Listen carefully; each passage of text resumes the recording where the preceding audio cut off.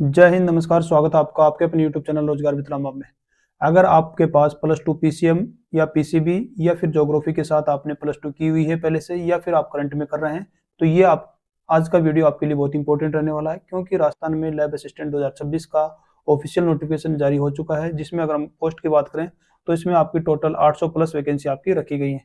क्योंकि ये भर्ती उन सभी के लिए बहुत ही इंपॉर्टेंट रहने वाली है जिन्होंने +2 पीसीएम, पीसीबी और ज्योग्राफी सब्जेक्ट के साथ उन्होंने अपनी 12th की है। उन सभी के लिए ये वीडियो, आज का वीडियो रामबाण होने वाला है, मतलब बहुत ही यूजफुल रहने वाला है, क्योंकि इसमें 800 प्लस पदों के लिए आपका नोटिफिकेशन आउट हो चुका है, जिसमें आपकी हम बात करेंगे आज के वीडियो में एग्जाम पैटर्न की, सिलेबस की, क्या आपका सिलेबस रहने वाला है और इसकी एग्जाम डेट्स की, और इसमें जो आपको सैलरी मिलने वाली है वो सैलरी क्या मिलेगी। तो अगर इसमें बात करें टोटल पोस्ट की, तो टोटल आपकी 804 पोस्टों के लिए आपका ये ऑफिशियल नोटिफिकेशन आपका आउट हुआ है, जो कि RSSB के द्वारा कंडक्ट करवाया जाएगा। इसकी कंप्लीट इन्फॉर्मेशन इस वीडियो के माध्यम से आपको पॉइंट टू पॉइंट एक यूनिक फॉर्मेट में आपको दी जाएगी। तो चलिए शुरू करते हैं अपना वीडियो बिना किसी देरी के। जैसा कि आप देखें, ये भर्ती राजस्थान कर्मचारी चयन बोर्ड के द्वारा आपकी आयोजित करवाई जाएगी, जिसमें आपकी दो प्रकार की आपको मुख्य रूप से पोस्ट देखने को मिलेंगी। प्रयोगशाला सहायक, जिसको हम लैब असिस्टेंट बोलते हैं, एक है कनिष्ठ प्रयोगशाला सहायक, जो कि जूनियर लैब असिस्टेंट के नाम से जानी जाती है। इनकी एक कंबाइंड भर्ती यानी सीधी भर्ती परीक्षा 2026 आपकी कंडक्ट करवाई जा रही है RSSB के द्वारा, राजस्थान कर्मचारी चयन बोर्ड के द्वारा। इसका नोटिफिकेशन नंबर देखें तो 05/2026 का नोटिफिकेशन नंबर रहने वाला है। इसकी कंप्लीट इन्फॉर्मेशन इस वीडियो के माध्यम से हम देखने वाले हैं। अगर हम बात करें इसकी वैकेंसी डिटेल्स की, तो जिस प्रकार से अगर आप वैकेंसी डिटेल अच्छे से अगर आप देख पा रहे हैं, तो इसमें 804 वैकेंसियां टोटल आपकी रखी गई हैं। कैटेगरी वाइज अगर हम बात करें तो 804 के को अगर हम डिवाइड करें, तो जिसमें 657 जो पोस्ट आप देख रहे हैं, ये आपकी 657 पोस्ट रहने वाली हैं नॉन टीएसपी की, यानी नॉन टीएसपी एरिया की। वही हम बात करें 107 जो वैकेंसी आप देख रहे हैं, ये 107 वैकेंसी आपकी टीएसपी एरिया की, यानी अनुसूचित क्षेत्र की आपकी 107 और गैर अनुसूचित क्षेत्र यानी कि नॉन टीएसपी एरिया की 697 वैकेंसियां। लेकिन जो प्रेजेंट में RSSB यानी कि इसके प्रेजेंट चेयरमैन हैं, उन्होंने भी ट्वीट करके आश्वासन दिलाया कि ये टोटल 804 वैकेंसी आपकी 99% चांस है कि ये वैकेंसी आपकी इंक्रीज की जाएंगी। तो नो डाउट आपकी ये 1000 प्लस वैकेंसी आपकी इन फ्यूचर आपको देखने को मिलेंगी। तो अच्छी खासी वैकेंसियां आपका ऑफिशियल नोटिफिकेशन जारी हुआ, जिसमें केवल एक स्टेप यह है आपकी, केवल रिटन एग्जामिनेशन के बेस पे आप अपना फाइनल सिलेक्शन इसमें आसानी से ले सकते हैं। वही अगर हम बात करें इसमें डिपार्टमेंटल वाइज, यानी किस किस डिपार्टमेंट में कितनी कितनी वैकेंसियां निकाली गई हैं, अगर सबसे पहले हम बात करें माध्यमिक शिक्षा बोर्ड की, माध्यमिक शिक्षा बोर्ड में 500 पदों के लिए नोटिफिकेशन आउट हुआ है, जो कि सहायक ग्रेड 3 के नाम से आपका ये पद रहने वाला है, यानी लैब असिस्टेंट ग्रेड 3 का ये पद रहेगा आपका, जिसमें वैकेंसी की बात करें तो 500 पद आपके इसमें रहने वाले हैं। वही हम बात करें कृषि विभाग की, उसमें आपका ये लैब असिस्टेंट का पद रहने वाला है, जिसमें टोटल 32 पद आपके निकाले गए हैं। वही नेक्स्ट आपका डिपार्टमेंट है संस्कृत डिपार्टमेंट, संस्कृत डिपार्टमेंट में लैब असिस्टेंट के आपके 17 पद रहने वाले हैं। वही हम बात करें विधि विज्ञान की, जिसमें प्रयोगशाला सहायक व कनिष्ठ सहायक के जो कंबाइंड पद हैं, वो 101 पदों पे आपकी भर्ती निकाली गई है। जन स्वास्थ्य विभाग में कनिष्ठ प्रयोगशाला सहायक के आपके 18 पद आपके रहने वाले हैं। वहीं हम कॉलेज शिक्षा विभाग की बात करें तो इसमें प्रयोगशाला सहायक भूगोल, जिनके पास +2 में ज्योग्राफी सब्जेक्ट था, वही इसमें अप्लाई कर सकते हैं कॉलेज शिक्षा विभाग में। इसमें आपके 136 पद आपके निकाले गए। तो ये था आपका डिपार्टमेंटल वाइज पदों का एक विवरण, जिसको हमने अच्छे से डिटेल में आपके सामने शो किया है। नेक्स्ट हम देखते हैं कि इसमें एक एप्लीकेशन भरने का प्रोसीजर क्या रहेगा आपका, कि जब भी आप इसमें एप्लीकेशन अगर आप अपना भरेंगे, तो आपको अक्सर मन में डाउट रहता है कि इसका प्रोसीजर आपका क्या रहने वाला है। प्रोसीजर जो सिंपल आप अदर वैकेंसी फिलअप करते हैं, तो कुछ इस प्रकार का आपको ये प्रोसीजर रहने वाला है। सबसे पहले आप SSO पोर्टल पे लॉगिन करेंगे, sso.rajasthan.gov.in पर। उसके बाद आपको केवल एक सिंपल OTR यानी वन टाइम रजिस्ट्रेशन प्रोसेस आपको करना रहेगा। अगर आपने पहले OTR सबमिट नहीं किया तभी ये प्रोसीजर आपको करना है, अदरवाइज आप डायरेक्ट आप इसमें फॉर्म भर सकते हैं। नेक्स्ट आप इसमें अपना एप्लीकेशन फॉर्म भरेंगे, रिक्रूटमेंट पोर्टल पे जाके अप्लाई नाउ पे क्लिक करके अपना जो भी personal detail, education qualification detail या अदर इस एग्जाम से रिलेटेड जितनी भी डिग्री और सर्टिफिकेट आप अपलोड करके इसमें अपना फाइनल फॉर्म आप आसानी से भर सकते हैं विदाउट किसी चार्जेज के। चार्जेस तब लगेंगे जब आपने OTR सबमिट नहीं किया है, उस कंडीशन में आपको चार्जेस पेड करने पड़ेंगे। अगर वहीं हम बात करें कि आपकी इसमें एग्जामिनेशन फी क्या रहेगी, तो एग्जामिनेशन फी अगर आप देख भी पा रहे होंगे कि इसकी एग्जामिनेशन फी रखी गई है। अगर आप जनरल कैटेगरी से बिलोंग करते हैं, दैट मीन्स सामान्य वर्ग से अगर बिलोंग करते हैं, तो आपको 600 रुपये आपकी फी रहने वाली है क्रीमी लेयर के लिए ओबीसी में, और एमबीसी दोनों के लिए आपको 600 रुपये रहने वाली है। वही हम बात करें आरक्षित वर्ग के लिए नॉन क्रीमी लेयर, अगर OBC, MBC, EWS, SC, ST के लिए ये फीस आपकी रखी गई 400 रुपये, 400 रुपये आपकी फी रहने वाली है। वही हम आप अगर दिव्यांगजन कैटेगरी से बिलोंग करते हैं तब भी आपको ये 400 रुपये सभी कैटेगरी के लिए 400 रुपये फिक्स की गई, यानी कि किसी भी कैटेगरी से आप बिलोंग करते हो आपको फी पेड इसमें करनी पड़ेगी। जिस प्रकार आप देख पा रहे हो कि आप ऑनलाइन अपना इसमें पेमेंट पेड कर सकते हैं, चाहे आप नेट बैंकिंग से करना चाहें या डेबिट, क्रेडिट कार्ड, यूपीआई, जिस भी माध्यम से आप करना चाहें उस माध्यम से आप अपना इसमें ऑनलाइन फी जमा कर सकते हैं। नेक्स्ट हम सबसे इम्पोर्टेंट जो इसका एजुकेशन क्वालिफिकेशन रखा गया है वो हर डिपार्टमेंटल वाइज अलग अलग रखा गया है, तो कुछ माइनर उसमें डिफरेंस आपको देखने को मिलेगा। माध्यमिक शिक्षा विभाग में वही कैंडिडेट्स अप्लाई कर पाएंगे जिनके पास विज्ञान विषय के साथ साथ, यानी कि साइंस के साथ साथ आपका सेकेंडरी में भौतिकी, रसायन, जीव विज्ञान या गणित में से 3 सब्जेक्ट आपके होने चाहिए, 4 में से कोई 3, या तो आपके पास पीसीएम हो या फिर आपके पास पीसीबी, फिजिक्स केमिस्ट्री बायो या फिजिक्स केमिस्ट्री मैथमेटिक्स, तब आप इस डिपार्टमेंट में अपना फॉर्म सबमिट कर पाएंगे। वही हम बात करें एग्रीकल्चर डिपार्टमेंट यानी कृषि विभाग की, तो उसमें आपके पास विज्ञान के साथ साथ हायर सेकेंडरी या सीनियर सेकेंडरी जो भी आपके पास, इसमें केवल आपके साइंस मांगी गई, या तो पीसीएम है अगर आप तब भी आप इसमें फॉर्म भर सकते हैं, पीसीबी है तब भी आप इसमें अपना फॉर्म सबमिट आसानी से कर सकते हैं। वही हम बात करें विधि विज्ञान की, इसमें विज्ञान विषय के साथ साथ सेकेंडरी आपकी होनी चाहिए पीसीएम या पीसीबी में से कोई एक, प्लस आपके पास कंप्यूटर का सर्टिफिकेट या डिप्लोमा होना चाहिए, मिनिमम आपके पास कम से कम RSCIT होना चाहिए, या फिर आपके पास नाइलेट का O लेवल कोर्स या डिप्लोमा किया हुआ है, तब आप इसमें एलिजिबल रहने वाले हैं। अदरवाइज अगर आपके पास कंप्यूटर का डिप्लोमा नहीं है तो इस पोस्ट के लिए यानी इस डिपार्टमेंट में आप अपना फॉर्म अप्लाई नहीं कर सकते। ये चीज़ें आपको अच्छे से समझ लेनी है, जब आप प्रेफरेंस भरेंगे तब ये चीज़ें आपके बहुत काम आने वाली हैं। नेक्स्ट हम बात करते हैं कॉलेज शिक्षा की। कॉलेज में आप वही फॉर्म भर पाएंगे जिनके पास +2 में ज्योग्राफी सब्जेक्ट है, ज्योग्राफी सब्जेक्ट के साथ जिसने +2 की है वही इसमें अप्लाई कर सकता है कॉलेज में। तो आपने देखा PCM, PCB plus geography plus आपके पास कंप्यूटर की डिग्री है, तब आप इसमें सभी डिपार्टमेंट्स के लिए आप एलिजिबल रहने वाले हैं। तो अपनी एजुकेशन क्वालिफिकेशन के अकॉर्डिंग अपनी अच्छे से प्रेफरेंस देखनी है, उसके बाद ही आपने अपना ऑनलाइन फॉर्म सबमिट करना है। तो ये थी कुछ इंपॉर्टेंट इसकी एजुकेशन क्वालिफिकेशन।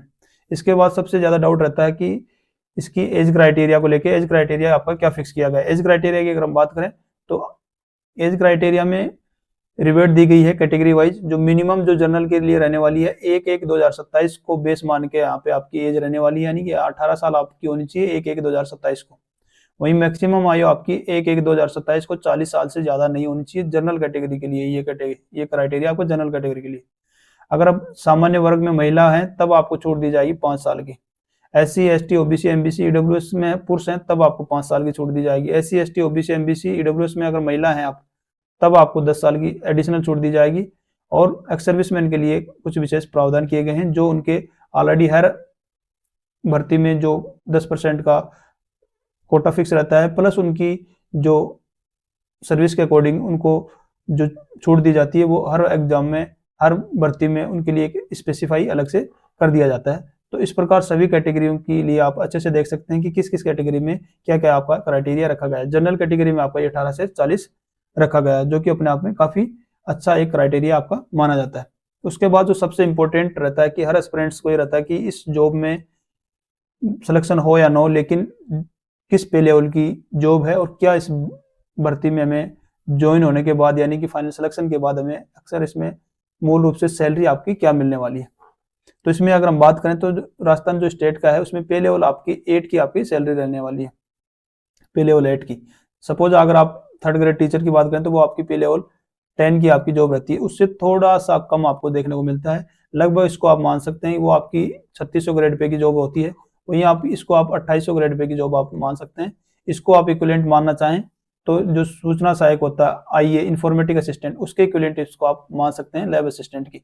उसमें आपकी ग्रेजुएशन मांगी जाती है, प्लस आपके पास O लेवल का कंप्यूटर कोर्स मांगा जाता है। लेकिन आपका इसमें केवल +2 PCM प्लस आपके पास नॉर्मल कंप्यूटर कोर्स या फिर आप ज्योग्राफी से, तब आप सिमिलर 2800 ग्रेड पे की नौकरी के लिए आप एलिजिबल हैं। तो आप देख सकते हैं कितनी अच्छी पोस्ट आपकी रहने वाली है। केवल ऑफिस की जॉब रहेगी आपकी, 9 से 5 की जॉब रहने वाली है। किसी प्रकार का ज़्यादा वर्कलोड नहीं रहेगा। इस जॉब में रहते रहते आप अच्छी प्रिपरेशन भी कर सकते हैं, अच्छी आपको सैलरी मिलने वाली है, अच्छा आपका इसमें प्रमोशन भी रहने वाला है।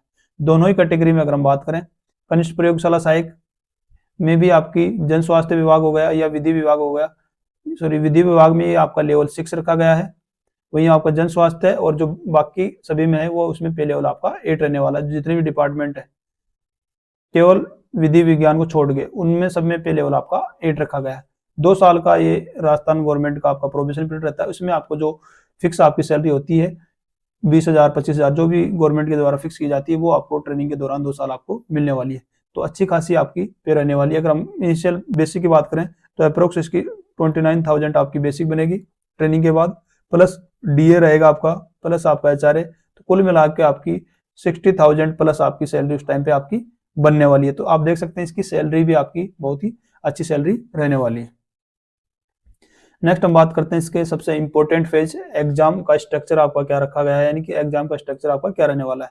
अगर हम एग्जाम स्ट्रक्चर की बात करें तो आपके टोटल 400 अंक का पेपर होने वाला है, और जो प्रश्न पत्र होंगे इसमें 2 पेपर होंगे, प्रत्येक पेपर आपका 200 अंक का रहने वाला है।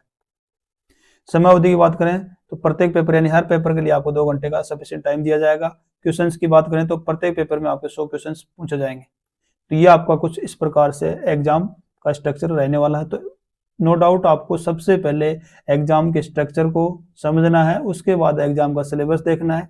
इन 2 चीज़ों के ऊपर आपको ज़्यादा से ज़्यादा अपना टाइम इन्वेस्टमेंट करना है, और ज़्यादा से ज़्यादा पिछले एग्जाम में जो भी इससे बेस PIQ पेपर हैं उनको ज़्यादा सोल्व करना, ताकि आप एग्जाम का ट्रेंड समझ सकें और एक ओवरव्यू मिल सके कि किस प्रकार का ये एग्जाम आपका रहने वाला है, यानी किस प्रकार के क्वेश्चन इसमें अक्सर से पूछे जाते हैं। दूसरा जो सबसे इंपॉर्टेंट जो ज्योग्राफी सब्जेक्ट से हैं उनका भी इसमें परीक्षा का स्ट्रक्चर थोड़ा सा अलग रहने वाला है, क्योंकि वो था PCM और PCB के लिए, ये है आपका ज्योग्राफी के लिए। अगर ज्योग्राफी सब्जेक्ट से अगर आप बिलोंग करते हैं तब इसमें कुल आपके 300 अंक का पेपर होने वाला है। टाइम आपका ड्यूरेशन 3 घंटे का रहने वाला है। MCQ बेस्ड क्वेश्चन रहने वाले हैं। आपके 40% आपके क्वालिफाई मार्क्स रखे जाएंगे। SC ST के लिए 35% का रहेगा। अगर नेगेटिव की बात करें तो ये आपकी 1/3 आपकी नेगेटिव रखी जाएगी। यह रहेगा आपका ज्योग्राफी के लिए, यानी भूगोल सब्जेक्ट अगर आपका है तब आपका ये एग्जाम स्ट्रक्चर रहने वाला है।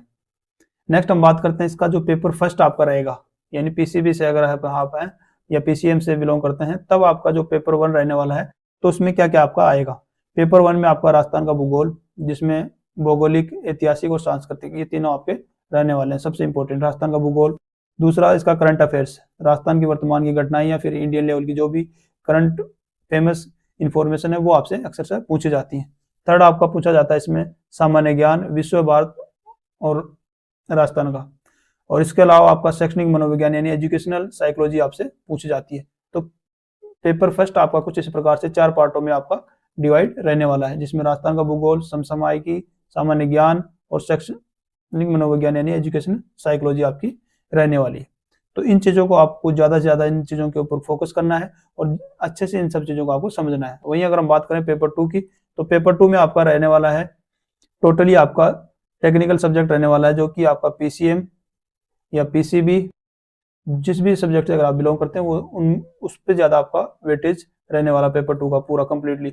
सबसे पार्ट 1 आपका रहेगा विज्ञान, जिसमें सेकेंडरी स्तर का आपका रखा जाएगा, यानी 10+2 लेवल का आपकी PCM पूछी जाएगी।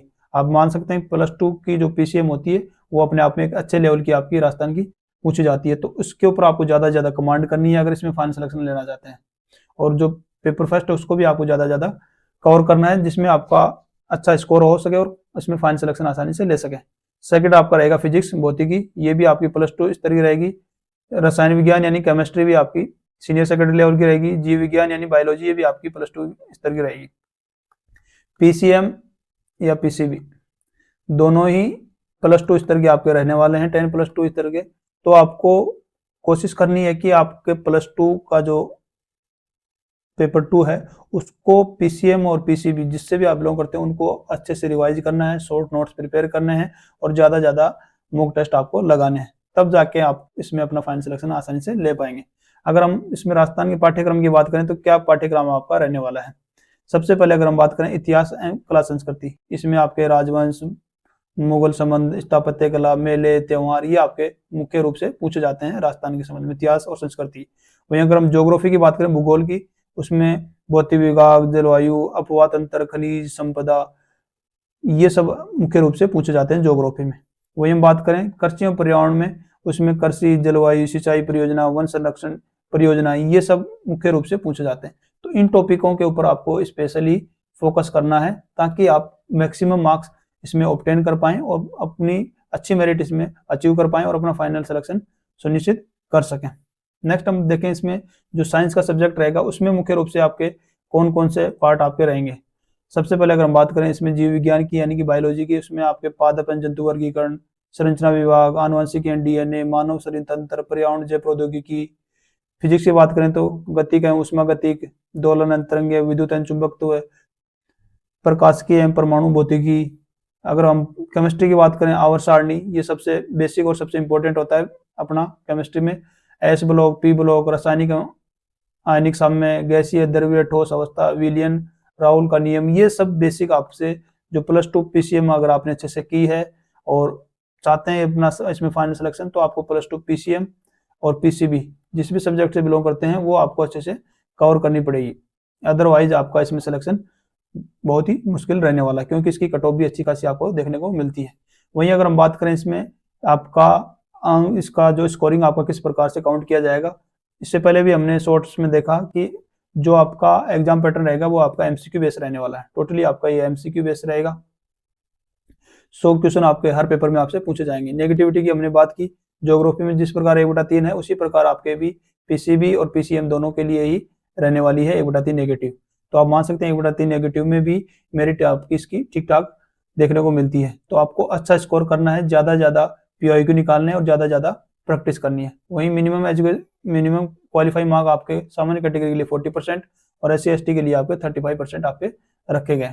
अगर एग्जाम डेट की बात करें तो इसकी एग्जाम डेट आपकी रहने वाली है मई 2026 में। आपका जनवरी खत्म हो चुका है, फरवरी, मार्च, अप्रैल और मई 3 महीने का लगभग आपका 100+ डेज का आपके पास टाइम है। तो अगर आप प्रॉपरली एक स्मार्ट स्ट्रेटेजी फॉलो करके अपनी प्रिपरेशन करते हैं तो आप इसमें अपना फाइनल सिलेक्शन आसानी से ले सकते हैं, क्योंकि इसमें आपका ना तो कोई किसी प्रकार का स्किल टेस्ट है, ना कोई किसी प्रकार का फिजिकल है, ना कोई आपका इसमें मेडिकल होने वाला है। केवल और केवल आपका नॉर्मल एक एग्जाम होगा। केवल एग्जाम के बेस पे आप अपना फाइनल सिलेक्शन आसानी से ले सकते हैं। अगर आपने +2 पीसीएम या पीसीबी या ज्योग्राफी किसी भी सब्जेक्ट से अगर आप बिलोंग करते हैं तो इसका फॉर्म भरना मिस नहीं करना आपको किसी भी कंडीशन में, क्योंकि इस प्रकार की वैकेंसियां बहुत कम देखने को मिलती हैं। केवल एग्जाम के बेस पे, केवल सिंगल एग्जाम के बेस पे आप इसमें अपना फाइनल सिलेक्शन ले सकते हैं। वही हम बात करें इसमें कुछ इंपॉर्टेंट इंस्ट्रक्शन की, ये भी आप फॉलो कर सकते हैं। जब भी आपसे प्रेफरेंस भराई जाएंगी तो उनको आपको सब इंश्योर करना है कि जिस विभाग में भरा रहे हैं, जिसके लिए एलिजिबल है उसी में भरें, ध्यानपूर्वक भरना है। बाद में इसमें अमेंडमेंट अलाउ नहीं होगा, तो ये चीज आप सबसे पहले इंश्योर कर लीजिएगा। आपको सोच समझ के भरना है, नहीं कल को फिर पश्चाताप करना पड़ता है। उसके अलावा कोई चारा नहीं रहता कि अभी आपके पास कोई दूसरा ऑप्शन मिलेगा, तो ये आपको इंश्योर करना है। दूसरा, आपका जो डॉक्यूमेंट्स वेरिफिकेशन होगा उनको भी वही डॉक्यूमेंट्स आपको सबमिट करने हैं जो आपके ओरिजिनल है, ऑथेंटिक डॉक्यूमेंट्स हैं। आजकल डबल वेरिफिकेशन किए जा रहे हैं, अगर फाइनल ज्वाइनिंग के बाद भी आपको आउट कर दिया जाएगा अगर आपने किसी प्रकार का फॉल्स सर्टिफिकेट या उससे रिलेटेड कुछ अगर आपने सबमिट किया है, तो उस चीज को भी आप अच्छे से इंश्योर करके ही भरें। थर्ड है, इसकी सर्टिफिकेट्स को लेकर जो भी आप सर्टिफिकेट दे रहे हैं वो प्रॉपर आप सर्टिफिकेट दें, चाहे आपका मेडिकल सर्टिफिकेट हो या फिर कैरेक्टर सर्टिफिकेट हो, जो भी आपका मांगा है उसमें प्रॉपर सर्टिफिकेट आप इसमें दे सकते हैं।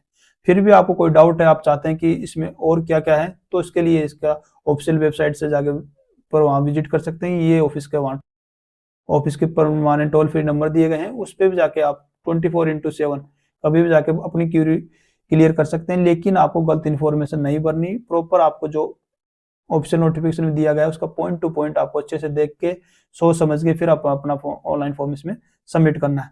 तो आज के वीडियो में हमने देखा इसमें टोटल नंबर ऑफ वैकेंसीज के बारे में, एग्जाम पैटर्न के बारे में। वैकेंसी आपकी 804 है, जो कि आपकी बढ़ के रहने वाली है आपकी ये 1000+ आपकी वैकेंसी आपको देखने को मिलेगी। इसके बाद हमने जाना इसके एग्जाम पैटर्न को, सिलेबस को, एग्जाम डेट और सैलरी। अच्छी खासी सैलरी है। इसकी कंप्लीट इन्फॉर्मेशन इस वीडियो के माध्यम से हम स्टेप बाय स्टेप अच्छे से देखें। लेकिन अगर आप चाहते हैं इसमें सिलेक्शन इसमें आसानी से कैसे हो। तो 2 चीज़ आपको फॉलो करनी है। एग्जाम पैटर्न आपने अच्छे से देख लिया, लेकिन आपको सबसे ज़्यादा ध्यान देने वाली चीज़ है सिलेबस।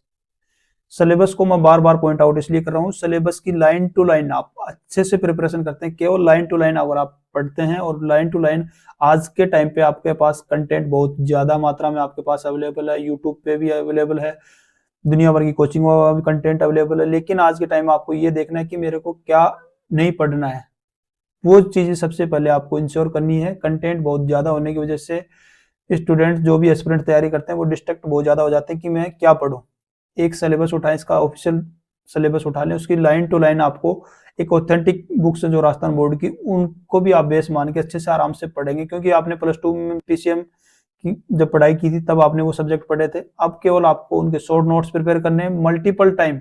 जितना अगर आप उसका रिविजन करेंगे उतनी ही आपकी रैंक अच्छी इसमें आने वाली है। प्लस आपका जो राजस्थान का पार्ट है पेपर फर्स्ट, उसको भी आप, क्योंकि पीसीएम और पीसीबी के स्टूडेंट्स के साथ जो राजस्थान का फर्स्ट पेपर है उसमें काफी कम स्कोर देखने को मिलता है, क्योंकि उनका इंटरेस्ट नहीं रहता है कि वो आर्ट्स वाले सब्जेक्ट को ज्यादा प्रेफर करें, क्योंकि वो टेक्निकल जो सब्जेक्ट है उस पर उनका फोकस रहता है। तो नो डाउट उस पर आपकी कमांड अच्छी होगी, लेकिन आपको जो राजस्थान का पेपर फर्स्ट आपको होने वाला है उसको भी ज्यादा फोकस करना है, ज्यादा मार्क्स आपको अचीव करने हैं। एग्जाम डेट से पहले, यानी मई में आपकी एग्जाम होने वाली है, उससे पहले आप कम से कम 2 बार अपने सिलेबस के अकॉर्डिंग रिविजन आप कम से कम आपका होना चाहिए। तब जाके आप अपने सिलेक्शन के बारे में इसमें सोच सकते हैं। और उसके बाद आपको अच्छे खासी सैलरी और इसमें होम चॉइस या घर के नजदीक भी आपकी इसमें पोस्टिंग आसानी से मिल सकती है। और आगे भी इस जॉब में रहते हुए आप अच्छी प्रिपरेशन कर सकते हैं। अच्छी जैसे आरएस लेवल की तैयारी भी आप आसानी से इस जॉब में रहते हुए कर सकते हैं। तो ये थी आज की राजस्थान लैब असिस्टेंट 2026 की कंप्लीट इन्फॉर्मेशन, जिसको हम ऑफिशियल नोटिफिकेशन माध्यम से complete step by step information आपको एक यूनिक फॉर्मेट में आपको दी है। तो उम्मीद करता हूं कि ये इन्फॉर्मेशन आपको पसंद आई होगी। अगर ये इन्फॉर्मेशन आपको पसंद आई है तो इस वीडियो को ज्यादा शेयर करें, लाइक करें और सब्सक्राइब करना ना भूलें। चलिए मिलते हैं नेक्स्ट वीडियो में, तब तक के लिए धन्यवाद। जय हिंद।